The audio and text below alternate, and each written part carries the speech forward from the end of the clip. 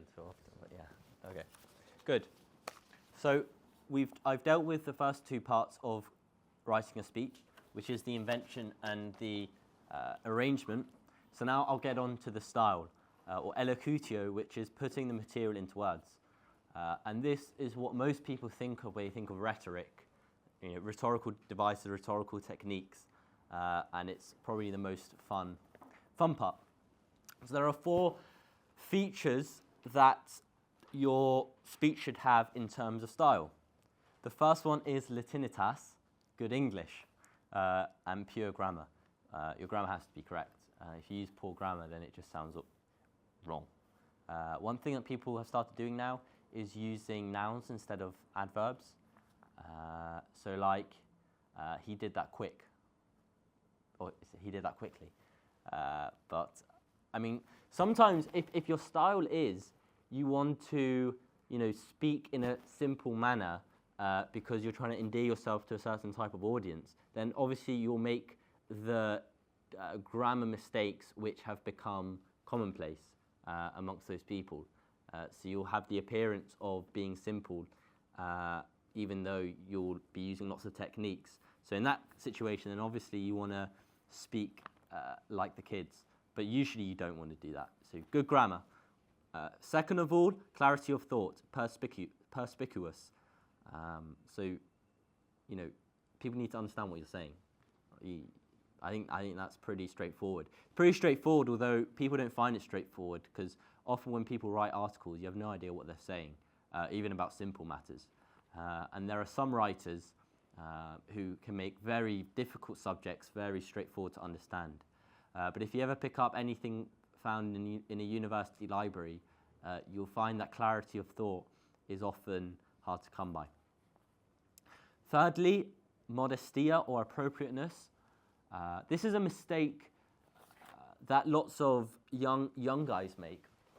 Is if you ever watch on YouTube, like, I don't know, some 16-year-old, like this youth competition of public speaking, and some 16-year-olds giving a speech, he will always be very serious and speak like this and tell you how we must do the right thing. And it's like, just speak normally. Or you've got to save your anger for when there's outrage. You've got to play the pity when there's a moment for pity. And when you're just like telling a story or making a point, you've just got to make your point.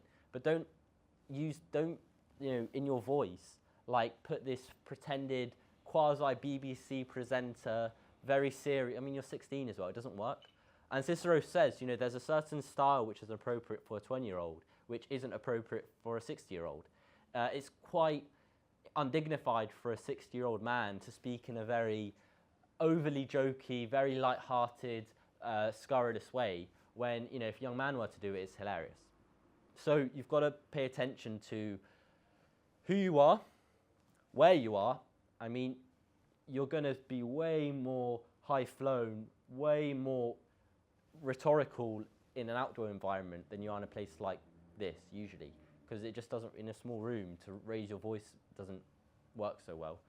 But most importantly, that the ideas you're conveying should match with the language and diction you're choosing and in the tone you're giving it in. So, for example, don't use archaicisms unless, in fact, don't use archaicisms. Don't use them unless there's a particular reason, and don't use. I mean, some guys sometimes they'll start speaking with thous and haths, and it sounds really off.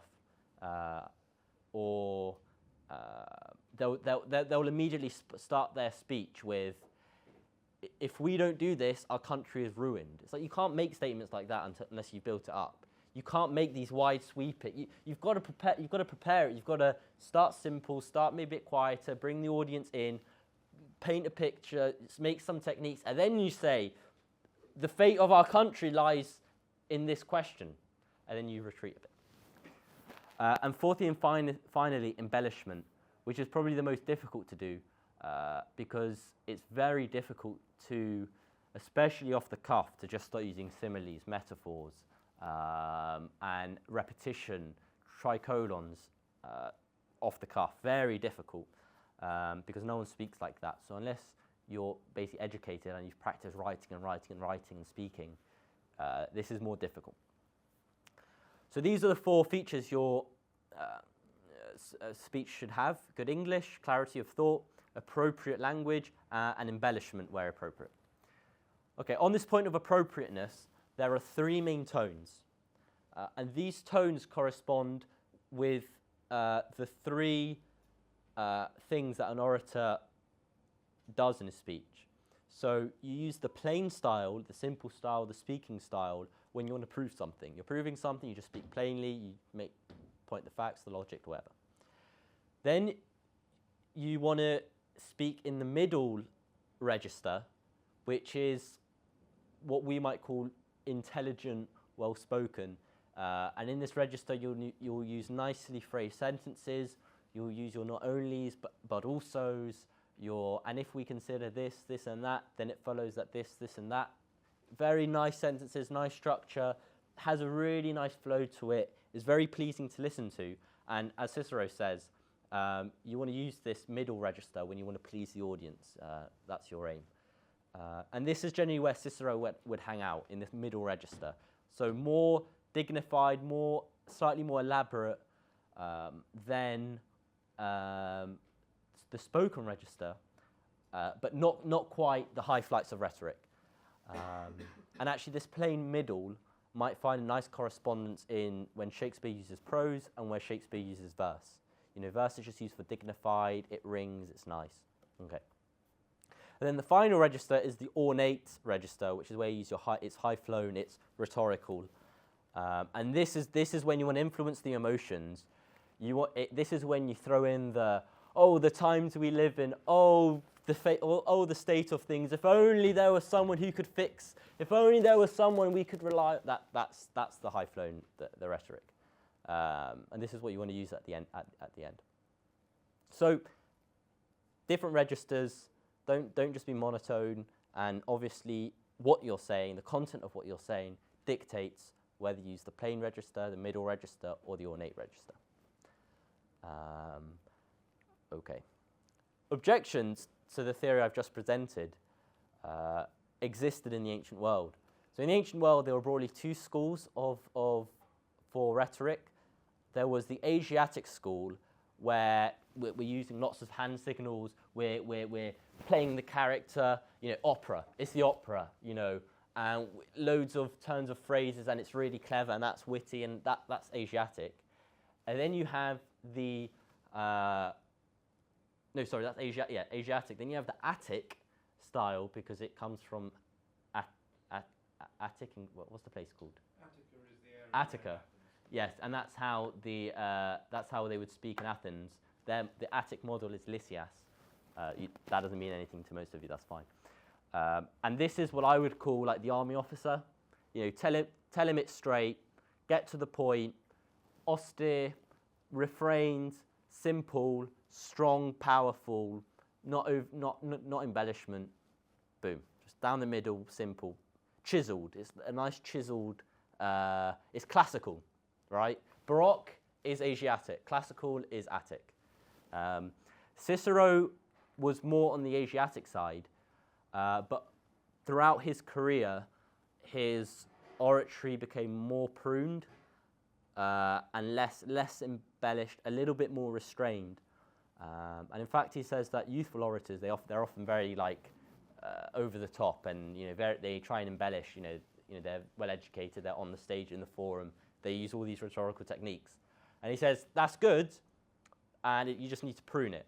But it's better to be like that than to have nothing about you and just be boring and cause everyone to fall asleep. Okay. So, but some people, if some people find, writing doesn't come naturally to them, they find it difficult, analogies, metaphors, ways of speaking, rhetorical techniques. They never learnt this at school. They can't do much with it now. That's fine. They might be suited. They probably are suited to the more classical, more simple way of speaking. but it's still good, even if it's just once in your speech, to just raise that extra register, to raise the diction, throw in some exclamations, throw in your rhetorical questions. And now we'll go through what exactly those rhetorical devices are. And I've got a list here of about 30. So this is going to be fun. Okay, I've split these up into structural techniques, sentence techniques, and then techniques of words. So structural techniques, the tricholon, the rule of three. This is great. Whenever you make points in this middle style, in this middle register, you want to make this point, that point, and this point. This policy is what God would want. It's better for the society as a whole and for the individual. That kind of thing. This making points in threes is just very elegant, very good. And even better is the ascending tricholon. Not only this, but even this. And that's very good as well. Number 2, apophasis, which is when you say what you're not going to say. I'm not going to say this. I'm not going to talk about that. Excellent. Really good. You know, if there's a point that's difficult to make, you're not sure if it's going to fly, you say you're not going to make it. 3, prosopopoeia.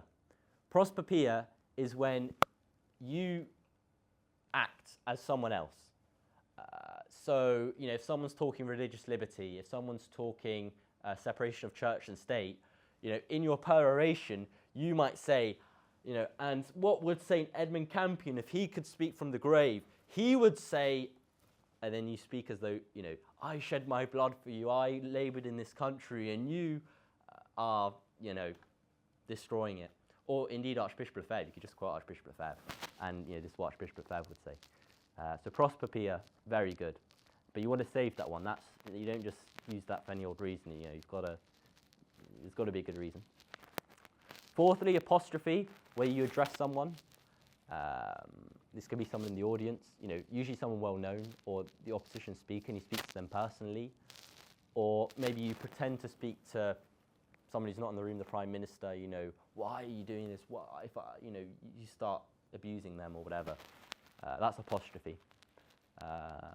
So notice these are all like, it enlivens what you're saying. You're not speaking in third person. Well, you're speaking first person, but to everyone else, you're sort of third person. You're speaking direct speech, not indirect speech. Rhetorical questions, excellent, very good. Hypophora, where you ask a question and then immediately answer it. This is really good to help people get your train of thought. Aporia, which is an expression of pretended doubt, like to be or not to be. And this is great, you know, if you're arguing a point of view, you know, you ask, you know, which, would it be better to do this or that? Now, you yourself know which one's better because you're arguing for it. But to the audience, it makes it seem like you've really considered both sides, and it makes you seem as a reasonable man, rational, well-balanced, and, you know, that's great. Anecdotes, excellent, and loads of aphorisms, like a penny saved is a penny earned. And if you can make these aphorisms rhyme, that's excellent, because when something rhymes, it's true. If it rhymes, it's true. You know. Okay, sentences. Similes. You know that is metaphor, like a wolf among sheep. Personification. This is good. When you sort of get a, you know, if some crime is being committed or some sacrilege, you can sort of, you know, what the stones beneath this sacrilege, you know, they're crying out, you know, you know, what dishonor have they suffered? That can be quite effective. Analogy, an example of an analogy is life is like a box of chocolates. Paradoxes, read Chesterton, he uses them all the time. Connotation, which is when you attach an emotional meaning to a word. For example, this is a house, but I want a home. That's great. Parallelisms, for example, give a man a fish, you feed him for a day. Teach a man to fish, you feed him for a lifetime. Very nice. Balance, it really gets your point across. Same with, what is it? Antithesis, no pain, no gain. You know, these techniques, what they do is presents your idea, it explains your idea in a simple sentence or phrase that everyone immediately understands, And so once you've given your long explanation, it's good to use these sort of parallelisms, these similes, to help the audience understand, to persuade the audience. And also, you want to elaborate. You want to say your point, and you want to say it again in a different way, and you want to say it again in a different way, and you want to say it again in a different way. So one time you'll use prose, one time you'll speak in the character of someone else, one time you'll create this simile, and you're saying the same point over and over again, and so it convinces the audience. So I'll rattle off now. Repetitions, anaphora, where you repeat the beginning of the phrase with the same words. Like, it was not enough that he did this. It was not enough that he did this. It was not enough that he did this, but he even did this. Geminatio, where you repeat a word twice, like, not him, but that man. Da, da, da, da, da. Emotional outburst. Epistrophe, where you repeat the last word of a phrase, of the people, by the people, for the people. Polysyndeton, where you add conjunctions in a list. Usually in a list, he did this, this, this, and this. But polysyndeton is he did this, and he did this, and he did this, and he did this. So if you want to make emphasis. And the opposite is asyndeton, where you don't use any conjunctions. This, this, this, this. I came, I saw, I conquered. That's good when you're telling a story, you want to pass over a point, or you just want something punchy. Word order, something called hyperbaton, where you flip around the word order. For example, this is Yoda speak, so like, judging me by my size, are you? And we do this sometimes in normal speech, like when we say, Tuesday, does that work for you? Instead of does Tuesday work for you? We put Tuesday at the beginning, and it just helps people follow along to what the key idea is in a sentence. Using parentheses, the eggs were not, in any sense of the word, delicious. That's great. Synlepsis, also known as antanaclasis. For example, he blew his nose, and then he blew his brains. Or, we must all hang together, or most assuredly, we shall all hang separately. Similar to this, a zeugma, where you use one verb in two senses. For example, he opened his door and his heart. Chiasmus, working hard or hardly working, ABBA. Working hard or hardly working, that's great. Anakaluthon is actually something that Bishop Williamson does a lot, where you start your sentence with one grammatical structure, and then halfway through you just change it. For example, you really should have, well, what do you expect? Usually it's when you're trying to find your sentence, and you start waffling, and then you just interject yourself with a different sentence halfway through. But that can be good because it shows like an outburst, an emotional outburst. Okay. Words. Colloquialisms, where appropriate. Metonymy, when you're speaking in a higher register, like he loved music from the cradle to the grave. Cradle means beginning of your life, grave means end of your life, but you use the word cradle, which is an object, which represents the beginning of your life, and grave, which represents the end of your life. So it's a bit more poetic. He loved music from the cradle to the grave. Hyperbole, which is a fancy word for exaggeration. Epizeuxis, where you repeat a word loads of times, like the blood, here, there, everywhere. You just repeat blood, blood, blood, whatever. Pleonasm, I saw it with my own eyes. It's when, with my own eyes, well, if it's with your eyes, then it's with your own eyes, because eyes are your own. But, so the word own is redundant, but you're emphasizing a point. So I saw it with my own eyes, that's pleonasm. Meiosis is when it's basically a euphemism. For example, we must put an end to this peculiar institution, when you mean slavery. So that can be helpful when you're trying to undermine something that's bad. Litotes, excellent. Litotes is when you say, he's not a bad singer, he wasn't the best pupil, when he was absolutely terrible. Detentions left, right, centre. But if in your speech it suits you to minimise something, you say, well, he wasn't a good student, he wasn't a good guy, but you know, even though he was absolutely terrible. So that's great. And then the next three, I mean, you don't have to use them. They're quite poetic. Onomatopoeia, where the very word you use has a sound which, the sound of the word conveys the meaning of the word, like crash, bang.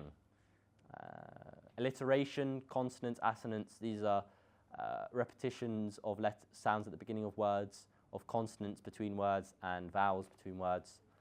But, I mean, that's quite poetic. Humorous devices, irony, puns, sarcasm, but be careful because no one likes you being sarcastic. Metanoia. Metanoia is great. Metanoia is when you do a self-correction. So, for example, Cicero in the Procailio is trying to literally slut-shame this woman called Claudia. And there were rumours that she had an incestuous relationship with her brother. But now he's talking about the relationship she had with her lover because he's slut-shaming her. And he says, and when you and your brother, I meant lover. Sorry, I always get that one wrong. That went down really well. So a self-correction can be very effective. Epithets, Comrade Keir. Nigel, I'm not a fascist, Farage. Crooked Hillary. Great. Satire, spoonerisms. I mean, this is weird. Spoonerisms is when you swap letters at the beginning of words. So instead of our dear old queen, you say our queer old dean, like Mrs. Macron. I don't know. You could make that work. Eponyms is when you say, like, the Ronaldo of basketballers, gets an idea, who is this guy? Oh, he's like the Ronaldo of basketball. Okay, yeah. Antonomasia is when you use a person, when you use the name of a person to stand in for a type of person, like, he's a Cicero, he's an orator. He's a Mel Gibson, he's a good filmmaker. Antiphrasis, when a use of words and a humorous meaning, like this giant of 1 meter tall. Dysphemism, where you use a disparaging word as a stand-in. So instead of saying a calf, you say greasy spoon. Understatements, this is what British officers do when they say, yes, we're in a spot of bother, and like half of the army's been killed. Yeah. And last one for humour, paraprostokian, is where you take a standard maxim and then you twist it, like, where there's a will, I want to be in it. Okay. I don't know. It could be. I got it off the internet. Anyway, so a bit more on humour and wit. Cicero's a big fan of humour and wit. He says that, even the word for wit in Latin is sal, salt. And like salt, you sprinkle a bit of it over all your food. So too, it's good, in a lot of cases, for your speech to just have a certain lightheartedness or wit that runs throughout. And actually, there's quite a lot of a discussion on how to be funny in Cicero's literature. And he gives these sources of laughter: character and bodily flaws, absurdity of dress, social foibles, making jokes about profiteers, actors, foreigners, actors and musicians, pretentious philosophers, low-class men, and women. So you can play upon, his words, not mine. So you can play upon these sources of laughter, but obviously, you don't want to come across as making fun of a disabled guy. But, foreigners and women. Yeah. And if you can get the audience laughing at the other guy, you've basically won the debate. If they're actually laughing at the other guy, in fact, in the Nigel Farage debate, I went quite, hard on Nigel Farage, saying he's a Tory, don't vote for him, this is stupid. And Charles, when he started his speech, was sort of like, oh, okay, well, very, very passionate. But come on, that's very youthful, this idealism. But let's get in the real world with us adults. We have to deal with realities. That was the gist of his opening, and it did make me seem like a bit of a fool. So very good if you can get the audience laughing at the opposite side. And the other good thing about humor and wit is it releases tension. I don't know if if you ever go to a talk and then someone cracks a joke in the audience, everyone just completely relaxes, and that can be really good. So I think that's all I've got to say about style. It comes with practice. Some people are just witty and funny, and when they talk, they just throw in loads of jokes, and there's no theory behind it. They're just a funny guy. So if you can be a funny guy, that's good. But it doesn't suit everyone. But even if you have a whole a persona of seriousness, of modesty, of gravitas, then if you make that one joke, you can take the house down. Okay, fourth part, putting your speech into your memory. Now, the best thing is to speak off by heart. Second best is to speak but off notes. Third best is to read a speech. And what's worse is to stutter and hesitate and get lost. So, I mean, Cicero wouldn't really say you're an orator if you can't speak without any notes. If you can't do that, you're not really an orator. You're still an amateur. But it's better to be reading off notes than to be stumbling everywhere. And if reading a speech means you give a good speech, then read a speech. Because if you're umming and ahhing, then that's just boring for everyone. But on the debate of, do you write notes, or do you write your speech out, or do you remember, just the broad outlines and then speak, or do you actually try and remember every single word of your speech? In other words, do you remember the themes, or do you remember the words? This is a debate. Like, what do you choose?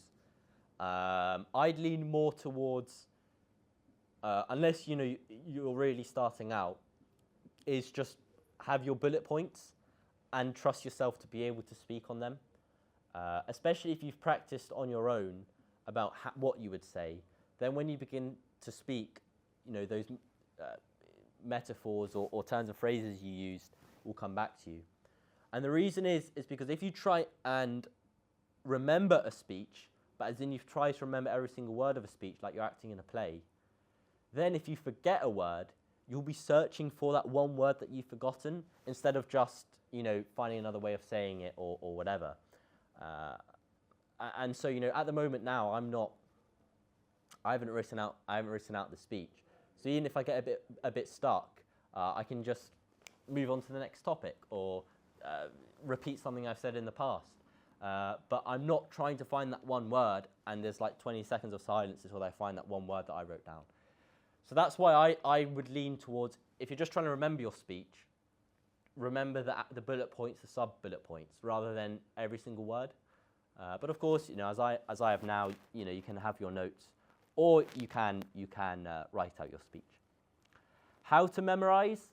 Well, the idea of a memory palace is actually from the ancient world, where you take a place which is familiar, let's say your house, and each part of your house stands in for a part of your speech. Like you walk in your hallway, this is your introduction, and there's your coat hanger, that's your first point. Then there's your shoes, and that's your second point. Then you go into the front room, first argument. Your living room, second argument. Your kitchen, third argument. And each item is a different sub-argument. You can do that, or even, if your argument is argument of self-defense, you imagine there's a gun placed on the table.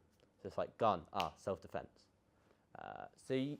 If you choose to have a sort of memory palace, you can either imagine an item that is usually there in your house and have assigned an idea to it, or you can place objects which are weird, like what is a gun? I don't own guns. What's a gun doing on my living room?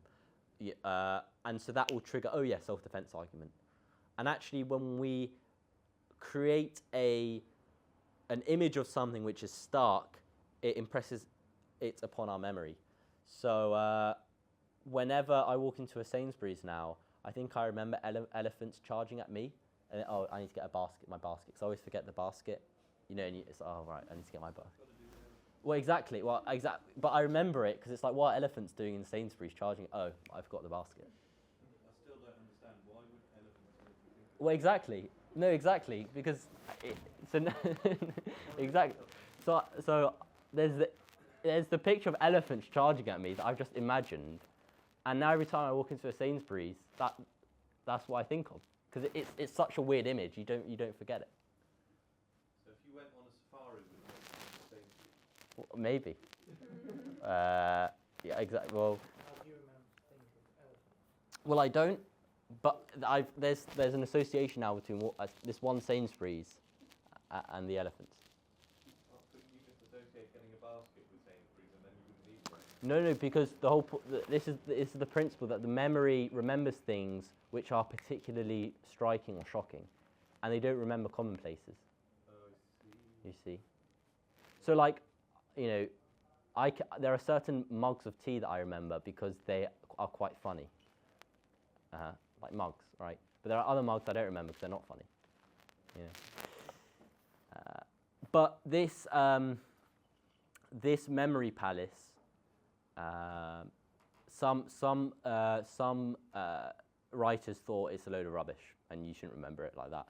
Rather, you should have a sort of link in your mind about how the one point links to the next point and how that point links to the next point. And so when you're making your point, the next point presents itself, and then that presents itself, and then so you sort of have an ordered structure with your speech, and then that allows you to remember it. But anyway, really you have to practice with memory. And fifth and finally, the way you deliver your speech. Now, Demosthenes, who some argue is the greatest orator of all time, even better than Cicero, he, when asked what the three most important components of rhetoric are, he responded, delivery, delivery, delivery. And, you know, if people remember how you say something or how they felt rather than what you said, that lends itself to the argument that really just how you deliver it is very important. So what does Cicero say about this? He says that what you're aiming for is grace and elegance. In other words, you want to be charming. You want the audience to find you likable. You want to be a likable guy. You want to be a nice guy. You want to be affable. And in your mannerisms, in the way you speak, that it's good if there's a certain gravitas, a certain respect, a certain dignity, a certain humor if you're being funny. If you're, there's this whole theory about different actions to do. You know, that if you're pointing at something, you always look at where you're pointing, unless it's a crime against the gods, and then you look away from your hands. Cicero talks about it a lot, but it's a bit pernickety, so I won't say much. But yes, grace, elegance, you're an actor. An orator's an actor, he's acting himself. Cicero spent lots of time with Roscius, who was like the George Clooney, the Brad Pitt, I don't know, of Roman acting. In fact, if someone's a Roscius, he's a great actor. And he trained with him. And he learned how to act. He learned the best way to deliver. For example, if you're about to make a really strong point, don't shout what you say before that point. If you shout and then shout, the shout you want people to remember doesn't register as much. But if you say something, quickly, quietly, and then make a point, people remember it more. So, 3 things to consider when you're giving your delivery. That's your facial expression, your bodily language, and your voice. And I actually think, although St. Paul is talking about conversion when he says, to the weak I became weak, that I may gain the weak. I became all things to all men, that I may save all. Though obviously he's talking about salvation. That kind of gist is what the orator should be. He's a comedian when he's trying to be funny. He acts like a serious father when he's trying to say something serious. He's all things for all occasions for all men when he needs to be. So that ends the parts of speech making. Good. So how to get better at oratory? First of all, practice. And that's why we have the LFSPN disputations. We have them so that young men can practice, in an environment which is relatively friendly, to speak publicly, to form arguments, to think on their feet. So obviously I encourage all of you to get involved in, all the young men to get involved with them when we put them on. Or if you're at university, take part in debates, or if you hear about debates, get stuck in. But really writing, I mean, writing articles for the Vexillum, for the LFSPN, but not just when you write articles, but whenever you write, whenever you speak properly, write persuasively, write clearly, pay attention to what you write, even if it's a telegram message. Because if you have the habit of speaking and writing well, and in a dignified manner, and even in a persuasive manner on small things, you'll find it then much easier to do so when it comes to the big things. And one point Cicero does make is that he asked the question, is it better to practice extemporaneously, that is thinking on your feet, or is it better to write and think of the right words, the best choice of words? And he says the latter, because if you practice slowly, deliberately, and try to find the best, what will happen is the more you do that, the quicker you'll get at finding the best options, and then you'll be able to do it extemporaneously. But if you practice extemporaneously, you'll never develop that grounding, that foundation of good rhetoric, and you'll remain mediocre. This is actually, any of you practice instruments will know this, that what my teacher once said to me, don't, if you're making, practice, he said, what makes you better? Practice. Well, not really practice, because if you're constantly practicing a mistake, you just ingrain the mistake. So if you're practicing and making a mistake, slow it down, and don't make the mistake. So there's wisdom in that. And obviously, the skill of arguing both sides. So whenever you debate, think about both sides. Sometimes it's good practice to argue for the side you don't believe in. I mean, there are moral questions involved, but I mean, if it's a question of no consequence, or just amongst friends, then it might be a good exercise. I mean, Cicero, when he speaks about the ideal philosopher, he says the ideal philosopher really has universal knowledge. Not only does he know philosophy, so he can draw upon it for arguments and to know how to manipulate men on account of knowing their psychology, but also so on whatever the subject matter is, he can speak on it. And really, an orator you can get him. Oh, what do you think about this? What do you think about that? And he can just give a speech. That is the ideal orator. So be well read. I've got a library behind me of excellent books. So read them. Not only do you learn the content, but you also are exposed to good writing.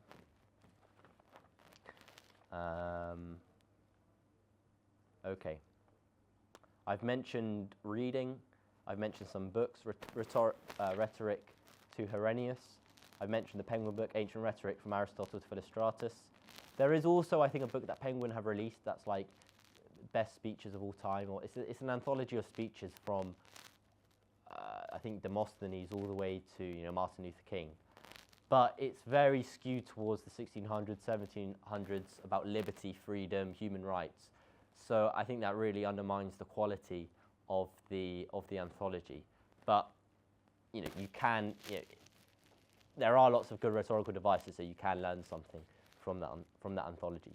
But read some Cicero. Even the English in Cicero is still very good. Okay. Cicero recommends finding a model who is sort of like something that a model who reflects the way you want to speak, to study them. So obviously we have YouTube. Acting, I mean, no one's probably going to act, but acting is a good thing to learn. Some acting techniques helps the orator.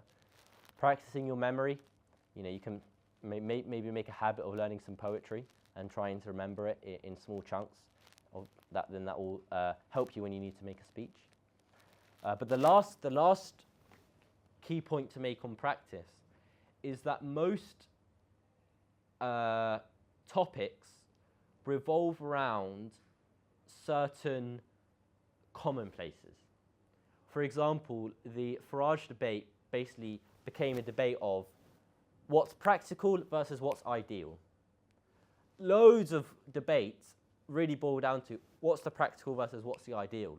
So if you already know what the arguments of what the arguments are for favouring what's practical over what's ideal, and what when it's better to focus on the ideal rather than the practical, then when you need to speak on certain topics, you'll already know like the basic arguments, and you'll just need to apply it to that particular case. So yeah, the ideal versus the practical. Safety is important, but at what cost? That comes up all the time. Slippery slope, if we allow this, what else are we going to allow in the future? That comes up all the time. Then there are some minor points, like a human life you cannot put a price on a human life. If you have a good argument for that point, that can be used all the time. The Anglo-Saxons disagreed. Oh, the Anglo-Saxons disagreed. Good precedent. That you can use. Sins of a past life should not influence our estimation of a man at the moment, versus once a man in his youth, so will he be in his later age. If we see that animals care for their children, how much more should humans care for their children? You can use that all the time. A society should be judged by how it treats its most vulnerable. That can be used all the time. So there are certain sort of arguments or topics that can be applied in very many arguments, motions, and so if on those commonplaces, those topics, you already have your pros and cons, then you'll have an armory of arguments which you can quickly put into action. And so that ends this talk. Thank you very much.